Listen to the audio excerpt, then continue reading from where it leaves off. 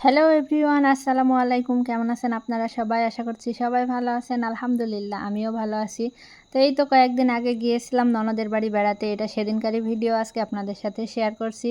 তো বর বলল মেয়ে মানুষের রেডি হতে নাকি অনেক সময় লাগে সাজুগুজু করতে। তো আমাকে গোসলের সিরিয়ালটা আগে দিয়ে বলল, যাও তুমি তাড়াতাড়ি রেডি হয়ে নাও, কারণ তোমার সাজতে সাজতেই দিন শেষ হয়ে যাবে। তো আমি গোসলটা আগে করে এসে এই যে রেডি হতে বসে গিয়েছি।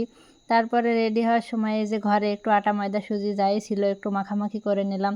ননদের বাড়ি বেড়াতে যাব বলে কথা, একটু তো ফর্সা হওয়া লাগবে, তাই না? তারপরে এই যে দেখেন চায়নার মতো কুতকুতে চোখগুলারে একটু বড় বড় দেখানোর জন্য একটু কাজল ঘষে নিলাম। কাজল দিতে গেলে আবার চোখে এক মন পানি বের হয়ে যায় আমার। তারপরে এই যে আছে আমার একটা ইন্টারন্যাশনাল লিপস্টিক, বুঝছেন? সারাদিন ঘষাঘষি করলেও এই লিপস্টিকে কালার আসে না। আমার বর কিনে দিয়েছে বলে কথা, বর আবার লিপস্টিক দিয়ে একদম পছন্দ করে না। তারপরে একটু জোরজার করে দিই। তো এই যে রেডি হওয়া হয়ে গেল। তারপরে এই যে দেখেন ১ বছর যাবৎ একটা স্যান্ডেল পরে, পরে ছিঁড়ছি। সেই সেম স্যান্ডেলই আমার বর আবার আমাকে কিনে দিয়েছে। কি আর করার? এখন বর পছন্দ করে যা কিনে দেবে তাই তো পরা লাগবে বলেন। এই যে হিজাবটা দেখছেন, হিজাবটাও সে পছন্দ করে কিনে দিয়েছে। তারপরে আয়নার সামনে একটু ঢং করে এই যে ঠাডা পড়া রোদের মাঝখানে একদম ভ্যানে চড়ে চলে যাচ্ছি ননদের বাড়িতে। কারণ মাহিরের বাবা এবার মোটরসাইকেল নিয়ে আসে নাই। যেহেতু বাসে চড়ে আসছে আমাদের সহ ঢাকায় নিয়ে যাবে, তাই আর মোটরসাইকেল নিয়ে আসে নাই।